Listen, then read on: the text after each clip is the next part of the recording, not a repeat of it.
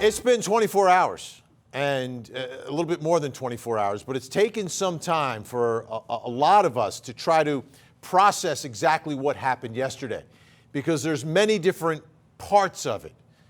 There's the actual sentence for Amber Guyger, the convicted murderer facing up to life in prison, who got just 10 years, and what that means, and in what sense of justice does that provide to the victim's family, the community, the people of the state of Texas. Then, on the other hand, there were moments inside the courtroom, outside the courtroom, in the hallways, and outside the courthouse, reacting to what had happened. And again, everyone having, you're talking about a complete range from outrage and anger to compassion and love, and trying to figure out what it all means and process it. For me, the thing I still have in my mind today, and I will take with me forever, was the reaction of one person. And that was that 18-year-old young man, Brant John, the younger brother of the victim, Botham Jean. And we all know what I'm talking about. And it was that incredible moment when he asked permission from the judge to step down and give a hug to the woman who murdered his brother. How does that happen? I've never seen anything quite like it, but then I get back to 18. He's 18 years old. And doing what he did, and every victim is entitled to react however they want to react. But doing what he did and what he gave to her,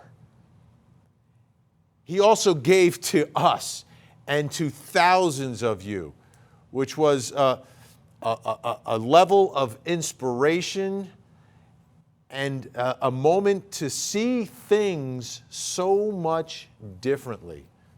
And I read thousands, I saw thousands, I couldn't read all of them, but thousands and thousands of posts and reactions to all of that. But there was one reaction I didn't know about until earlier today, and that was the rest of his family. Because when he got up there on the stand and talked to me, he said, I didn't tell my family what I was going to do, and he didn't know how they would take it, how they would react. Because, again, every victim reacts to things differently. But today we learned what this meant to his family.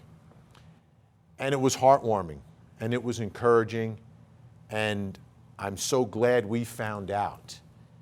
I want to share that with you now. It's my biggest moment of the day. I mean, the parents were just, they were in awe because, again, Brant is a very quiet kid. He's become extra quiet since the death of his big brother. So for them to see Brant express his emotions in front of strangers, I think they felt relief because they felt like they were getting their son back. And that was an important moment for them.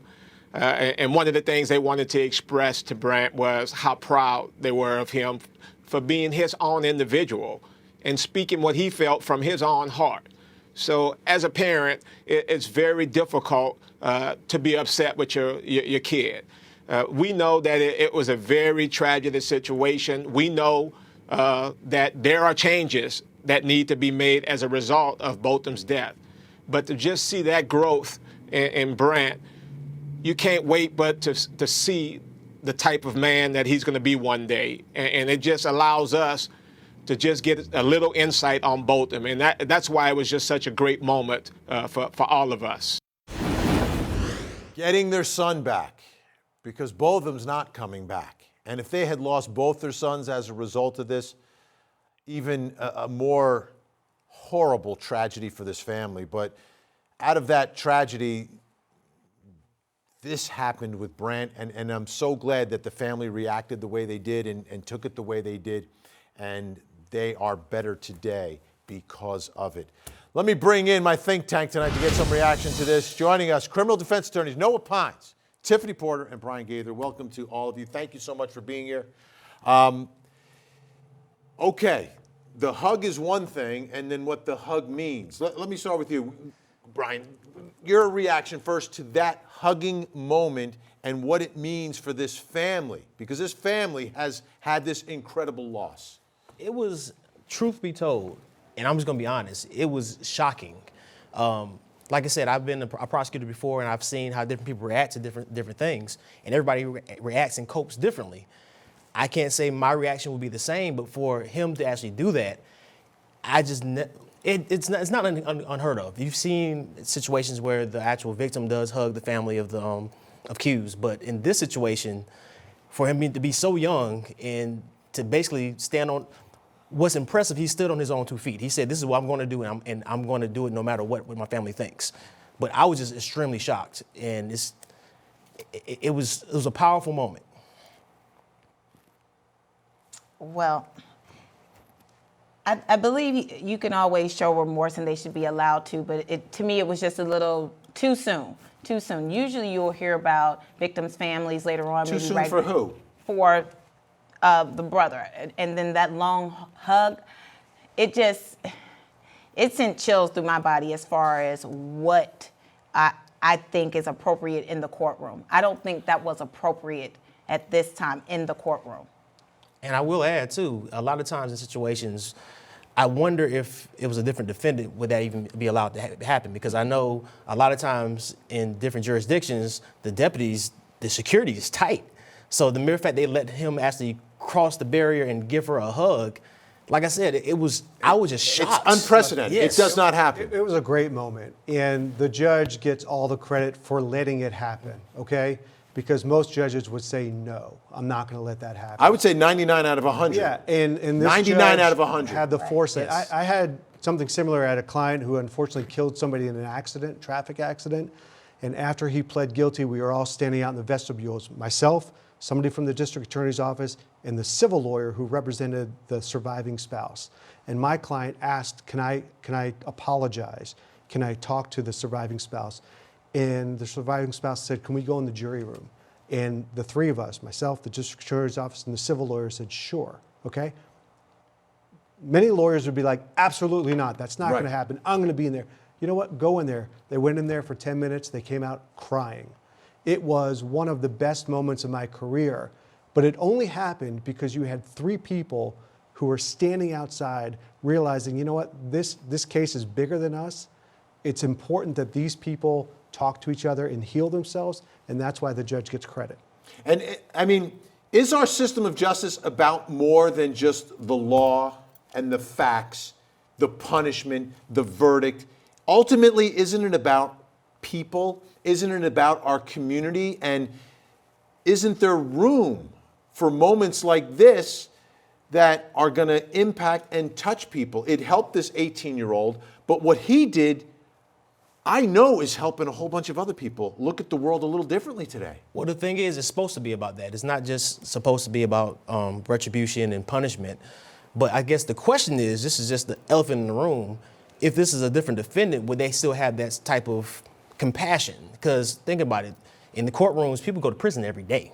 This happens all the time. Absolutely. So what I would like to see, if we're going to show so much compassion with this particular defendant, we should continue to show that compassion even when people do wrong things. But that's why I say it's shocking, because it's so unprecedented. So was that moment about the defendant, or was that moment about the victim? Oh, the What victim. was that? But the victim. About the victim. The victim. No, I don't think so. I think it was about the defendant. They have been coddling her through this entire trial, and then even after. I think it's a slap in the face. I can't judge the family, the victim's family, for how they want to grieve or how they want to forgive. However, I think that she was just given too much. And I'm going to say it because Brian's not going to say it. I believe if it was a black man and we flip this around, that this would never happen. Would never happen.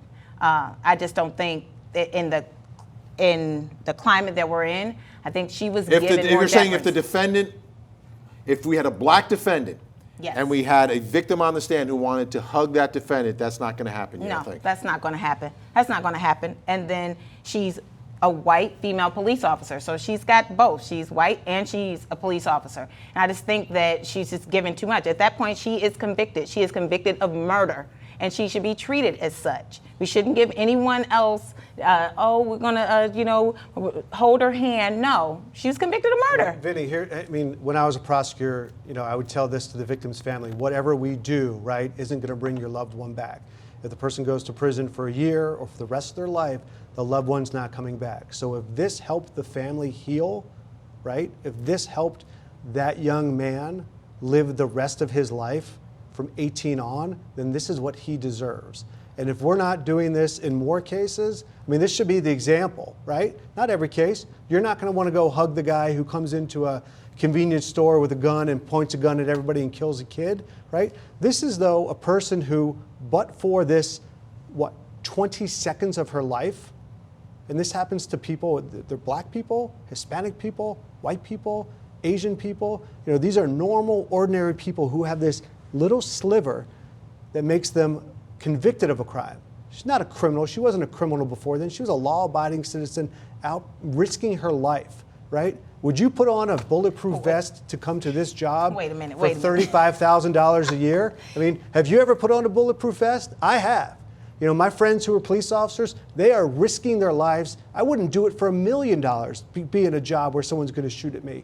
And so this is a person who, who obviously would take it back, who made a mistake. Now she's a criminal, right, convicted, but she's not out committing crimes. That wasn't her intent. But what about the victim? You talk so much about the defendant and what she was, and she's a law-abiding citizen. He was a law-abiding citizen in his house, sitting on the couch, eating vanilla ice cream, right? Right. And, I get it. I get it. It's a mistake, but still, we have to treat everyone fairly across the board. And we're saying that this is unheard of. No one is treated that way. Well, I'm saying that somebody who goes into a bank with a gun to rob it and shoot somebody deserves more prison time than somebody who that's not all makes the time. a mistake. Well, but that's your opinion on what they should get. You have families that even forgive when their family member is killed in cold blood. You have families that do forgive. All I'm saying is don't give her special treatment because who she is. She did make a mistake, but she was convicted,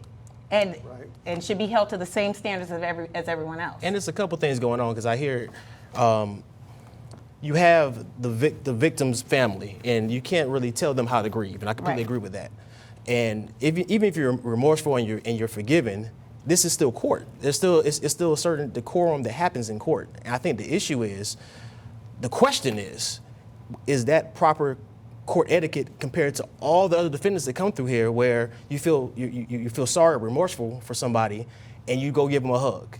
Like I said, the victim's family is different, but the question is, would the deputy allow it to happen anywhere else? And ultimately, it was the judge. Or the judge. Right? He asked permission for the judge, and then says, please, as his voice cracks, and then she says yes. And no one expecting it, unprecedented. Do you think she has taken away more from this than he? And is that what you're saying, that she's getting something from this other defendants don't get? Yes, absolutely. Which is that at the moment that she's been found guilty and sentenced to 10 years, she's getting forgiven and getting comfort inside a courtroom. Right. And then you have the deputy stroking her hair. I mean, what is going on? I mean, let's be real. First off, she was convicted of murder and only got 10 years. So that's first. So then we go from 10 years, and she possibly could get out in 5 years. And then we have all this compassion in the courtroom, and then, the other things with the judge we didn't speak on yet, but we'll get to that. Yes, we'll but get to that. It's just too much. All right. Too much. We got a lot to talk about tonight. A lot of issues, a lot of things happen in this courtroom at the end of this case that have never happened in a courtroom that I've ever seen before. We'll continue our discussion when we come back.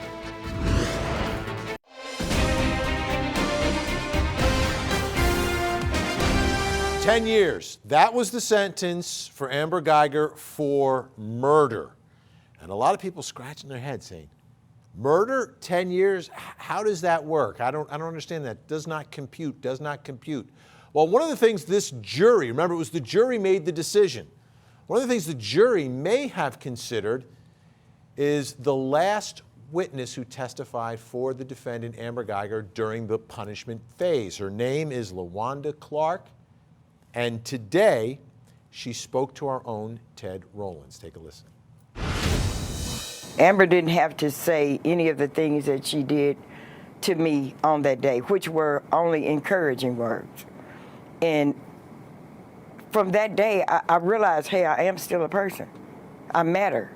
I can't get out. I can live again, you know, as a normal, productive, gainfully employed person. And it was her and it was God. I do have to give honor to God for helping me get through that. But Amber is not a monster. Amber is a human being just like the rest of us. We all make mistakes. That was a horrible thing that happened. But I don't feel it's right that she be crucified from now. We can't blame her for all the other things that have happened to people up to this point. That last point was really interesting because there have been so many cases where people are saying unarmed black men are getting shot and killed for no reason and nothing ever happens. No one pays a price. So what she was saying there is, no, she's not the reason for all of those other shootings and killings and shouldn't pay the price for other people. Let me bring back in my think tank. There's two parts of LaWanda Clark. Let's talk about that first. I mean, is that one of the reasons that, I mean, people looked at her, Amber Guyger, as being someone who deserves so much more time? Is it because of the other cases where justice wasn't reached? Yes and no. I think a big issue that a lot of people have is you can get sentenced for other crimes without killing somebody and basically do the same amount of time or even more. I think that's the biggest issue. Like, for instance, in certain jurisdictions, an armed robbery, you can do 10 years, it's 10 years to the door. And that armed robbery, you don't need a gun. You can have a water gun. So you can have a little kid that says, hey, give me your lunch money, and he could, not a little kid, but somebody that's young, and they can literally do 10 years without killing anybody. And just it's in all the people that's in jail for drug convictions and everything that's doing a lot of time, and then you have somebody that actually killed somebody, and they're only doing 10 years. So I think that's a part of outrage on top of the social climate and unarmed black men getting killed and everything else. It's a big perfect storm, and I think that's the biggest issue that a lot of people will technically have, and rightfully so. Particularly if you're not an attorney, you're doing this all the time, you kind of understand like how the system works. So you have to actually have those, educate people and tell them, well, you know, this is, you have my real life hat and I have my lawyer hat, and sometimes they don't match. So I think that's where a lot of the outrage is coming from. But the system did work, right? This jury isn't concerned about those other cases, right? They're not thinking we're making a national statement. They're doing their job, which is we're deciding this case, right, based on this evidence. And according to the prosecution, they did their job and they found her guilty, right? And then they did their job again, which is exactly what they were asked to do. They weren't making some big social justice statement, nor should they. Their job was to look at the case, the evidence that was presented to them, and come up with two decisions, guilty or not guilty in this sentence. Right, but they also, you don't, first off, you don't know what they were thinking in the sentencing phase. We don't know what was in the mind of these jurors. They're just like all of us. And I think with having Ms. Clark, her name LaWanda is Clark, LaWanda yes. Clark, that was good on the defense's side. Of course, you had a black woman coming up there and giving her side as to how Amber is, how she was, you know, that all tugs at the heart. And it's like, okay, well, we have someone that would potentially in this climate be against her that's for her. And I think the problem is the disparity between the sentences between these. So let me just finish. So in another state, we know that there are different jurisdictions give different sentences, just like in Florida with Marissa Alexander. She had 20 years for shooting a warning shot, right? Whoa. Don't bring that case up, because that was not a warning shot. That shot was in the wall. This is a case, I mean, there was a child in the room, and it wasn't that far up on the wall. It was not a warning shot. Someone died. No one died. Okay, so no one died. So that That is precisely my point, that no one died. And She in was this also case- offered probation as a plea deal, and she didn't take it. Okay, but I'm still saying that no one died in that case. Right. In this case, someone was murdered, an innocent man was murdered. And so we have to look at the facts. Don't take out the compassion for her and really look at what happened. And I don't think that 10 years is enough. Obviously, I don't think 10 years is enough, but I think that the jurors were empathetic. I really do. All right, conversation is just beginning here, folks, and we're going to continue it.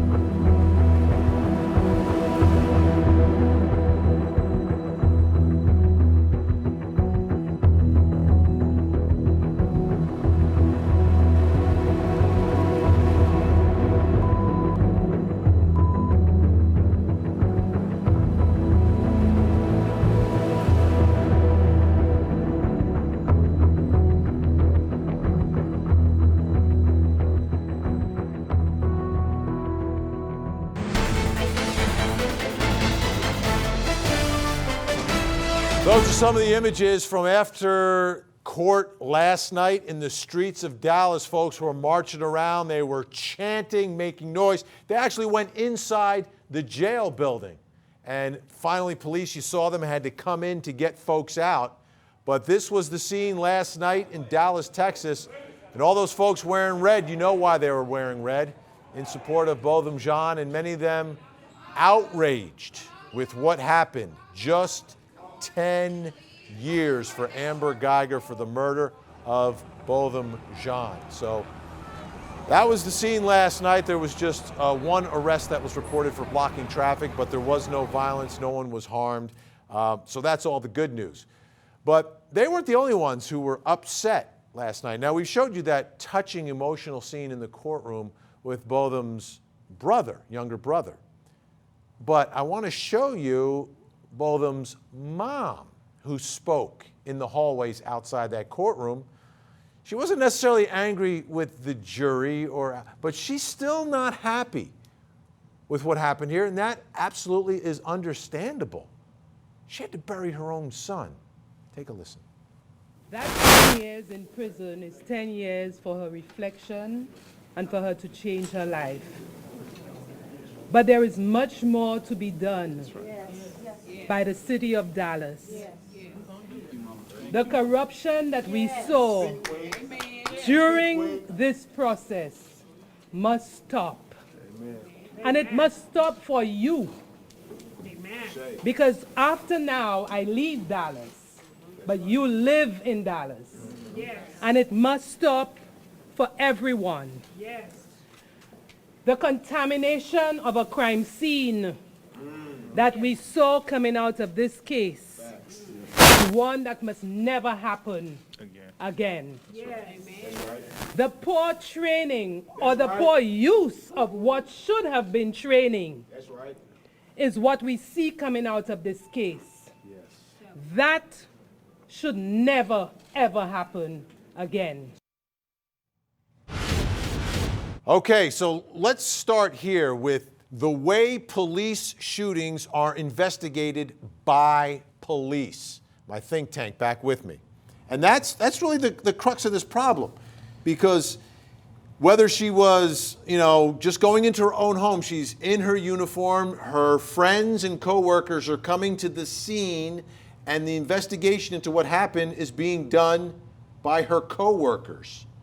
So is there a solution to how things should change? Yeah, I mean, the solution is to have an outside agency here, in the Atlanta metro area, or even beyond. If there's a police shooting, the GBI, right, the Georgia Bureau of Investigation, gets involved and they do their own investigation. And that should happen in any officer-involved shooting. You should have an outside agency come in, take over the scene, and do an investigation to make sure that there's no, you may say that there's always going to be law enforcement bias, but there at least won't be intra-departmental bias. Well, another thing, though, that Allison John was talking about was even the Texas Rangers, who were the outside agency that came in to restart and finish this investigation. She has a problem with that and the way that police investigate police. Is that a problem? It's a huge problem. Matter of fact, like I said, this whole situation, you have different layers of this cake. You have, of course, the racial layer, this obvious, and of course, minorities and black folks been getting mistreated for years. But the bigger issue is law enforcement and just the perception of law enforcement. It was a young revolutionary named Fred Hampton back in the day that actually caught that for the Black Panther Party. And what he did, he united different segments, black folks, white folks, Hispanics, and they said, hold up, time out. There's a common issue we have right now. The law enforcement is harassing poor people, period. And that's the problem. That like Noah said, they need to be an outside counsel. They need to really actively do stuff to change this perception, because law enforcement is supposed to serve and protect. You can't serve and protect a bunch of people if they think they're being victims as well. So how can the public trust an investigation of law enforcement, which has to be done by law enforcement? Well, I think there's a problem in this case because, in my opinion, if Amber was a black female police officer, I think the investigation would have been the same. But I'm a white male. Tiffany and Brian, you may have different opinions. You may say there's no way it would have been different. That black female officer would have been treated differently. I think it would have been the same. They may think it would be different. And that's something we may never agree on. Actually, we agree with you. I agree with you. All right. I agree with you. That's what, it's Because I layers think to this cake. Police officers are held to a higher standard and given, come on, you're in the same, working the same force, that you're going to give deference and you might not look at it the same. You're not going to look at it the same if it was just a lay person. So that's unfortunate. I don't know what the answer is to that. Besides, I do agree with Noah. I agree. I'm with happy. You. I agree with that. Are things changing a little bit? I don't know if there's more coverage of police shootings and there seem to be more indictments involved police shootings. Well, Do we think it's changing or not? What's changing is body cameras, right? Because that's giving us, us who wear the suits instead of the bulletproof vests, that's giving us an insight of what was really going on. I had an officer-involved shooting. It was the first one caught on body cam in Georgia, where my client, who was a police officer, and two other police officers were surrounding a car, and the guy started shooting at the cops. Well, you don't have to wait to interview everybody. You know exactly that the suspect shot first, so they returned fire. Now, without that body cam, you're probably going to say, well, did the guy really shoot first? Did the cops just shoot him first? What happened? So now we have that evidence. And that's going to be helpful in training police officers and also in reviewing these cases. How about training when to shoot? Do we think that's a problem? Because Bolden's mother thinks that's a huge problem. Well, that's the crazy thing, because being a former prosecutor, talking to a lot of law enforcement, you do realize, from my understanding, that officers are supposed to be defensive anyway. So it's kind of counterintuitive, because you would think that's a part of their training. They have a taser, they have pepper spray, they have a baton. The gun is supposed to be the last resort. So a lot of times I question that, just speaking to different law enforcement, when there is a police shooting and it seems like it's some stuff going on, it's like, why did you reach for your gun first when you have X, Y, and Z? Is this a problem that has a solution? Earlier we played the police chief from Dallas, who was talking about, we're looking at what came out in this trial and we're going to deal with it, like allegations that cameras were turned off at certain points that night. Can there ever be a point where a police shooting and the results of it will be trusted by the public? I think you have to have, of course, better training and outside people coming in to train them. Also, there needs to be some sort of, punishment, or something needs to happen when they don't do the right things. I think sometimes when they have a scene and they don't do everything according to the book or how they're supposed to, no one is reprimanded. That's what I meant, reprimanded for that. And I think if you really begin to hit people's pockets and say that you're going to be suspended or you're going to be written up because you did not follow protocol, then maybe we can tighten that up. I want you to take a listen to a couple of the protesters that we spoke to outside of the courthouse after yesterday's verdict. Take a listen. And if I can just say, y'all, that this is a systemic problem. This is the problem. Black people are not valued in this country, in this city. We are tired, and we are going to rise up. We're going to rise up against the system, and we're going to fight for our rights. That's right. Okay? We are tired of being treated like animals, and that we do not matter. But today, it is a new day in Dallas. It is. So, do we have another one of the protesters? I thought we had two of them. Do we have two of them? Yes? No? We Okay. as people, I'm speaking of colored people, black people in this country has been traumatized and victimized by the injustice in the system. This system is not designed for us. It will never work for us. We will never receive the equal justice that we deserve. And all of us are here. We're here today because we want to make changes. 10 years is not enough. Both in John's life matter. And when there is no justice, it should never be any peace. And I understand the outrage, and some of those folks who were outside the courthouse had lost loved ones in shootings. And they follow each case that they believe is very similar to their case and the losses that they have. But something that she said there, and I'm trying to figure out, we'll never get justice.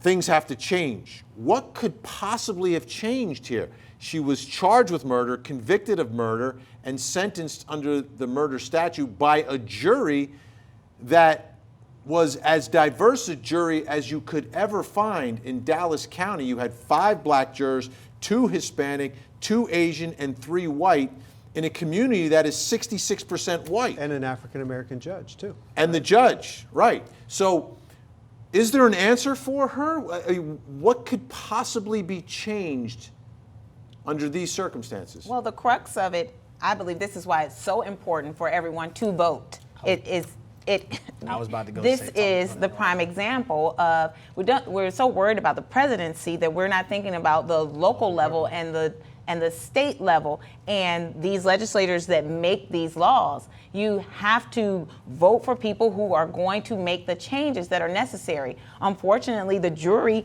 they had too much leeway. And so for those things to change, we actually have to change the laws.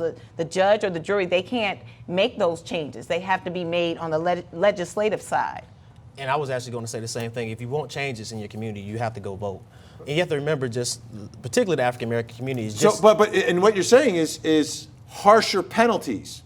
And the other societal discussion that's out there is that too many people are in prison. No, I'm not saying harsher. I'm saying fair, and making these penalties fair. I mean, how they do it in Texas is not how they do it here in Georgia. Vinny, look at the Atlanta metro area now. You have DeKalb County, African-American female DA. Fulton County, African-American male DA.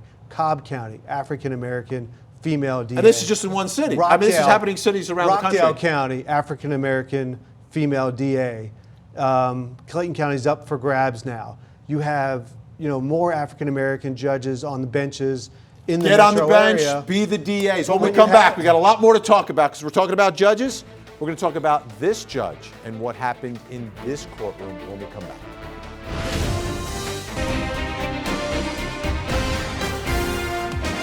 I don't know if this is possible, but can I give her a hug, please? Please? Yes.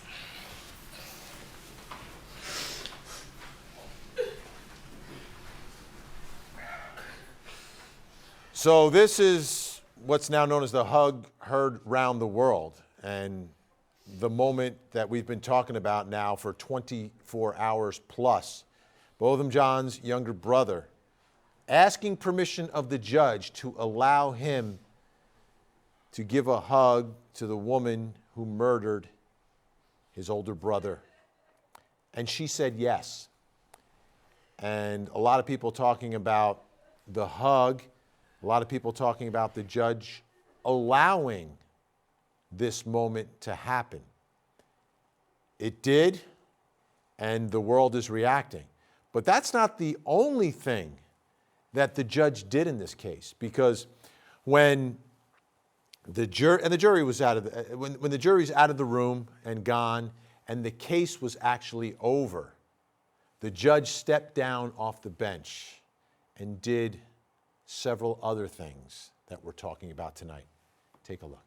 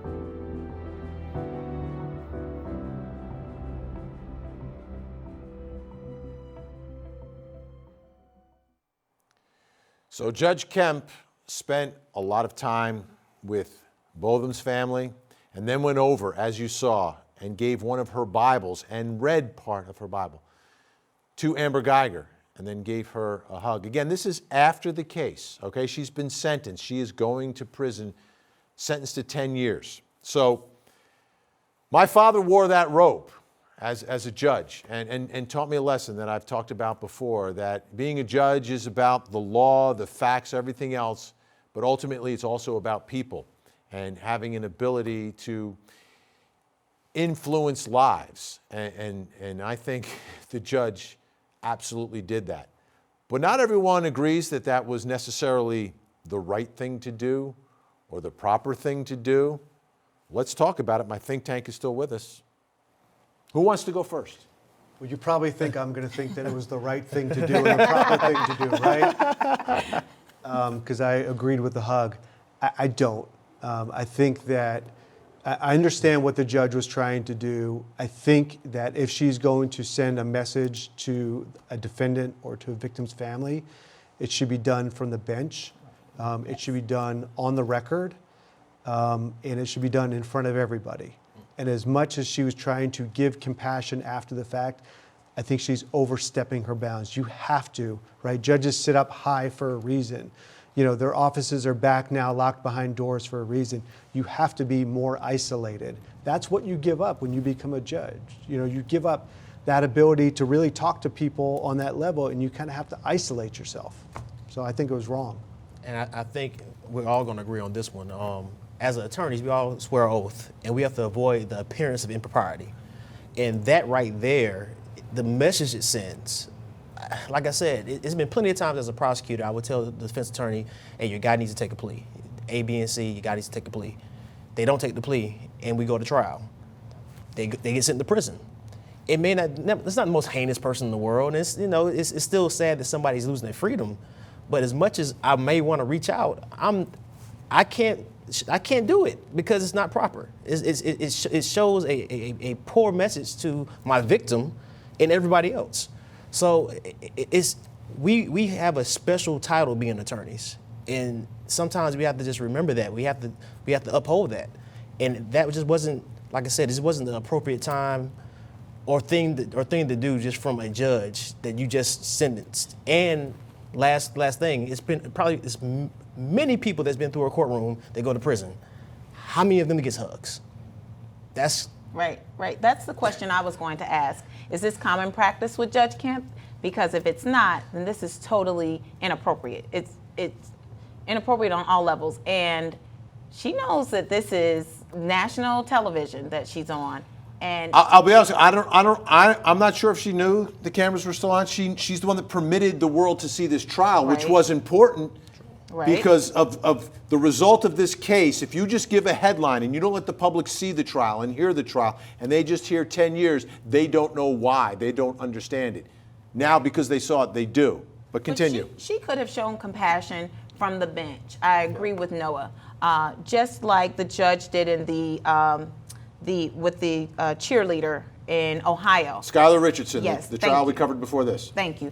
And he was very, I love the speech that he gave her and what he thought about the case. And I think she could have done that from the bench, and she could have talked about the Bible. First off, you don't know Amber Guyger's, I don't know if that ever came out, her religion. So that may be inappropriate in and of itself.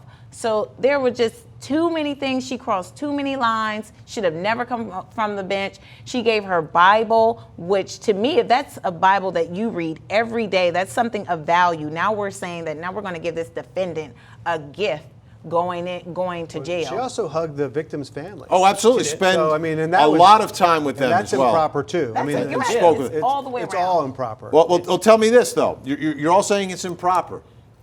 Amber Guyger got 10 years. She's getting out. Whether it's 5 years, 6 years, 7 years, 8 years, 9 years, or 10 years, she's getting out and returning back to society. Right. Do you think she will be a better member of society because of what the judge did? I think that, yes, I do, a little bit. But I think, again, the judge should have done that from the bench. It's one of the things that if she didn't feel comfortable saying it from the bench, right, on the record, she shouldn't have said it at all. That's what I think the point we're all making. You know, they're judicial canons you have to abide by. So if you're not going to say it from the bench on the record, then you just got to keep it to yourself. And I think she could have said most of this on the record. She really could have. Right. She could have given the Bible to the defense attorney after the fact and said, you know, go give this to your client. Right. That could have been done. And I'm going to be very objective because I think it's speculation to know if she's going to change or not. So we don't know. But it's more powerful from the victim's family because the victim's family, they're lay people. Like, that's probably be more powerful for Ms. Guyger. Now, the judge, I don't know. That's just, it's kind of overkill. Well, now everyone's going to be watching her, right? Now we're going to watch how Judge Kemp reacts to other sentencing or during other trials because, again, now... Well, let me ask you this. Do you think her going over and speaking with Botham Jean's family, do you think that helped them and made this entire thing a little bit easier for that family?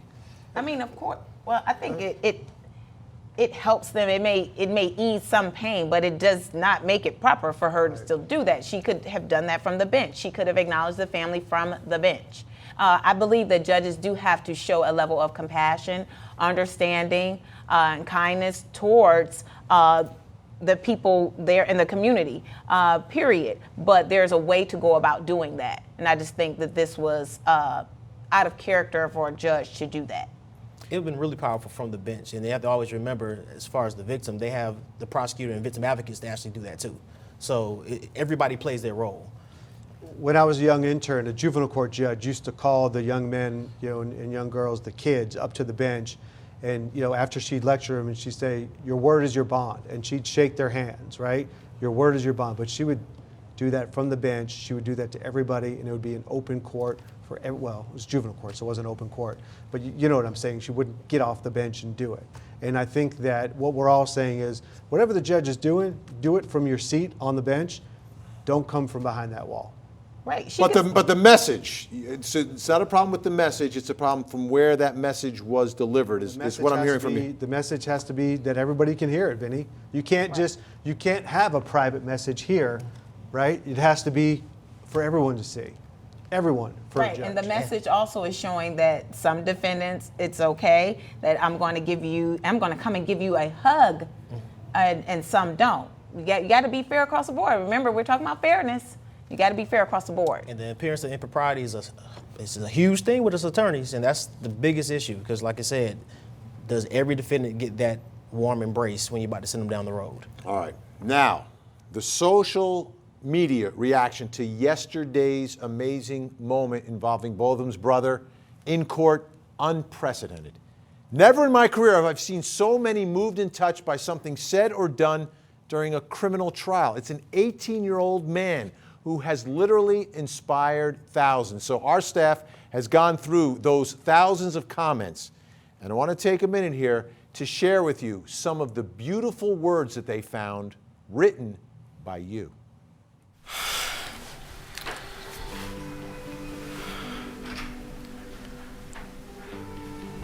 I don't want to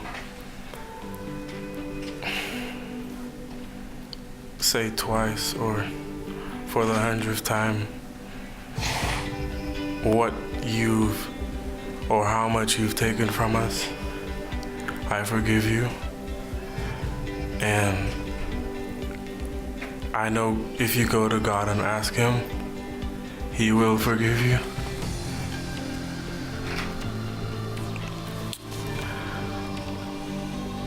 And I don't think anyone could say it.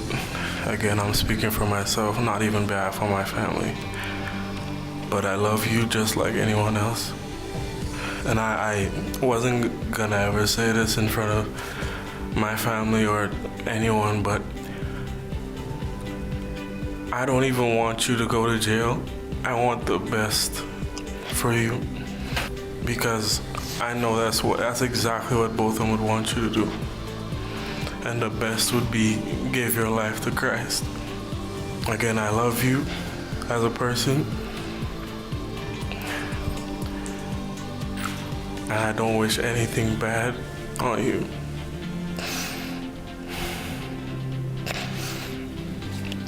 I don't know if this is possible, but can I give her a hug, please? Please? Yes.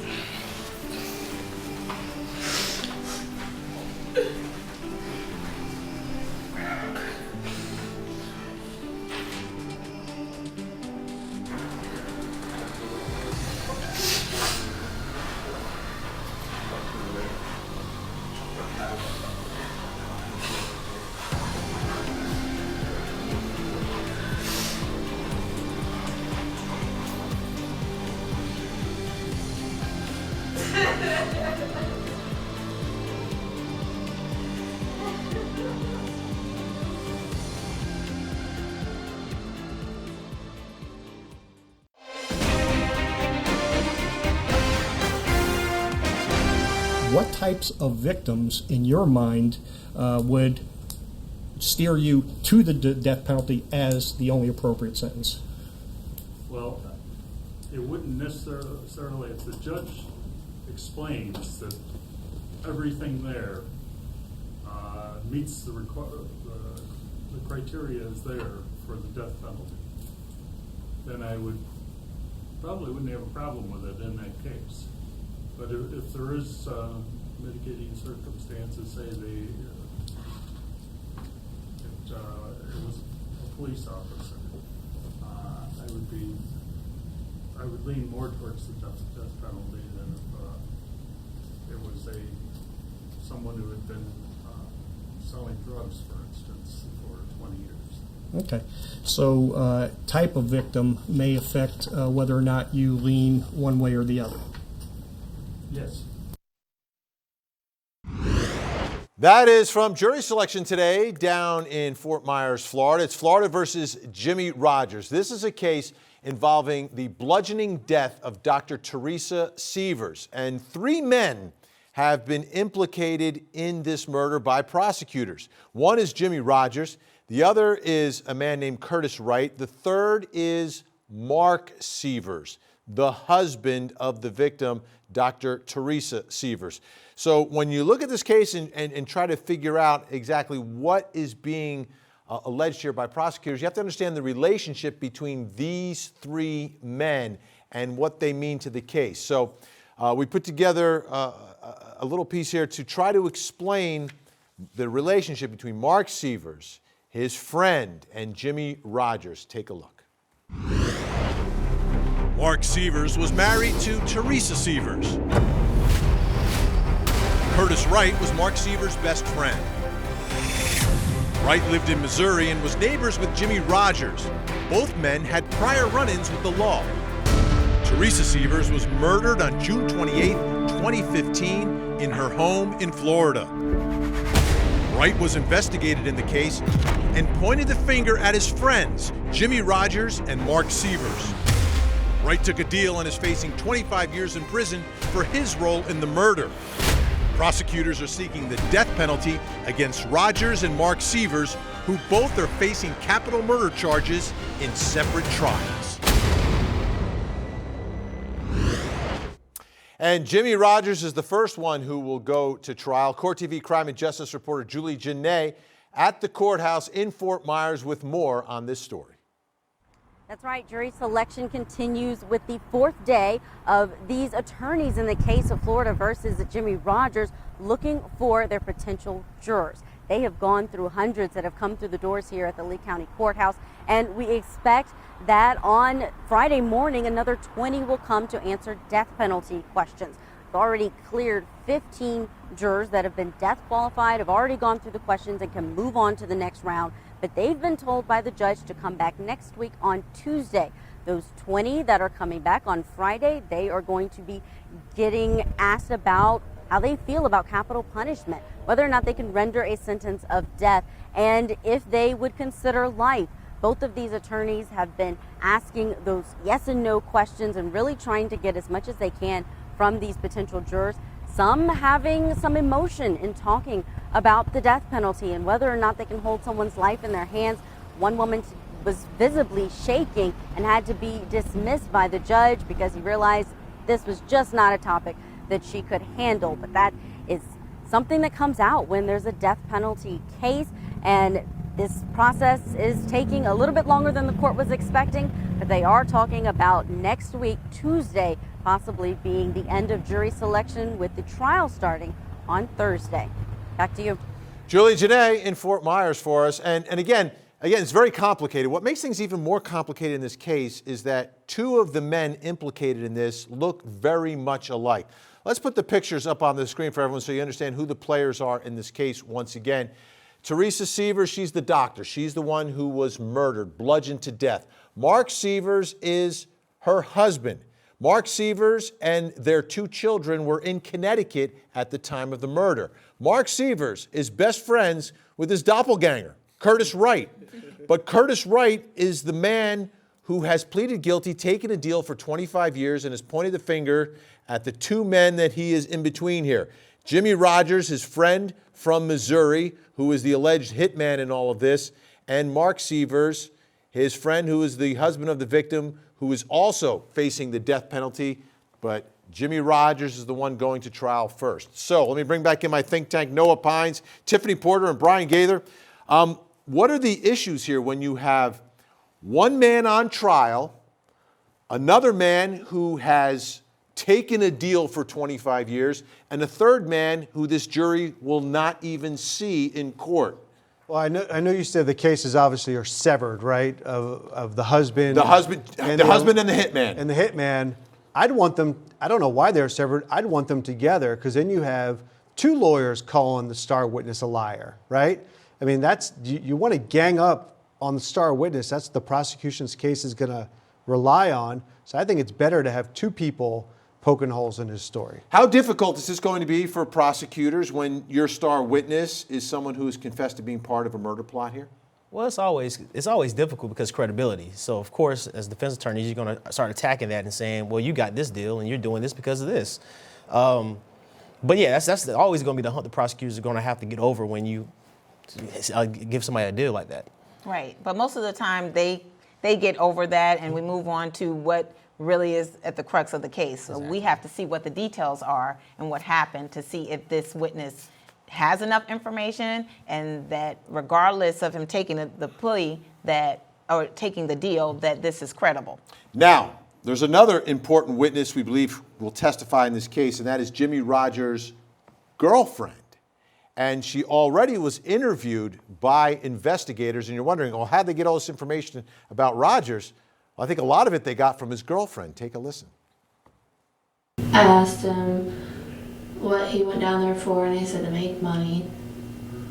And then asked him how he's going to make money, and it was murdering Mark's wife. The only thing that I seen him pull out was the rolled up jumpsuit, dark blue jumpsuit. And that's the jumpsuit that you took, that you showed me that you had to throw out the window. Yeah, that he had me throw out the window.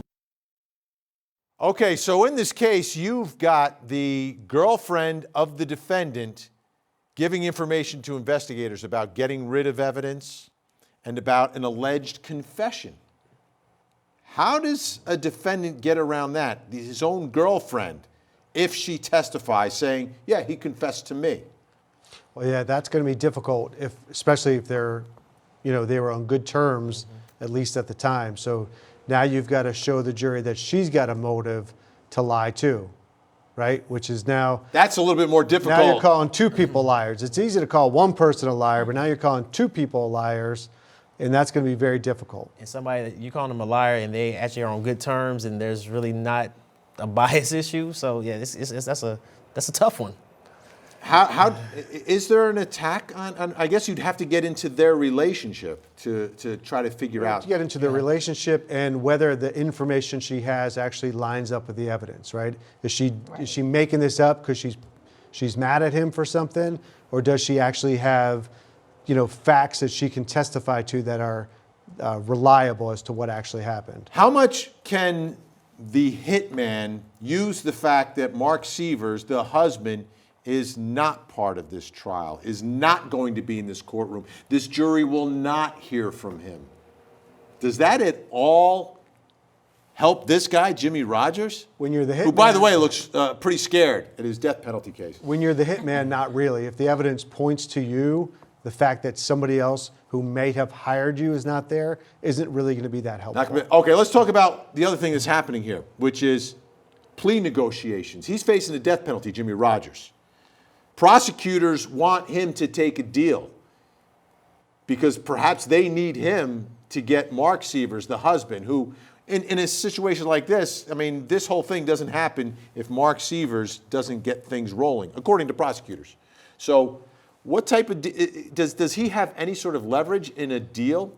Well, of course, your deal for death is life. That's the only thing you can really think of. But the other guy got 25 years. But I was about to say, even then, life, that's why you go to trial, because no one's pleading to life. So, yeah, they're going to have to figure out something to if they want to make a deal so he can actually talk, they're going to have to come with something better than. How much leverage does Jimmy Rogers have in negotiating with prosecutors right now? Because if he goes to trial and is found guilty, he could still take a plea afterwards. They could still negotiate if prosecutors really need his testimony, couldn't they?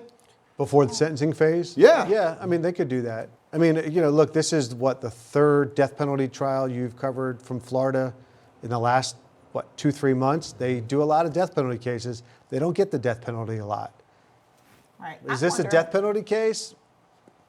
Right. I'm wondering why they didn't do the trial for the husband first. You think prosecutors should have done that first? Yes. I believe because that's the glue that holds all of this together. And I think that would have been better. And then had they put him out first, then Rogers may have would have been like, okay, well, I'll do a deal since we're all going against him. They should have just put everything against the husband, and I think that would work better, of course, on the prosecution side. I think you go with the stronger. If this case is stronger for the prosecution, which it probably is, since the husband, Mark Sievers, had a alibi, right? Yeah, he's not there. He's absolutely not there. He's in Connecticut. You go with the stronger case, you get the easy conviction. The fact that prosecutors are even negotiating with Rogers at this point, does that tell you something that they don't have confidence in their case against the husband? It sounds like they're trying to get the husband. So it sounds like their strategy is basically to get the pawns and get them to put enough pressure on them so they can crack, and then they have enough information to get the actual king. That's kind of the chess game they're playing. It could work, or it can possibly blow up in their face. Which is probably why they made this a death penalty case. Now, folks, there's another part of all of this that I haven't mentioned yet that I'm going to talk about when we come back, and it involves the lifestyle that Mark Sievers and his wife Teresa were living and how it could potentially impact this trial and Mark Sievers' trial. That's next.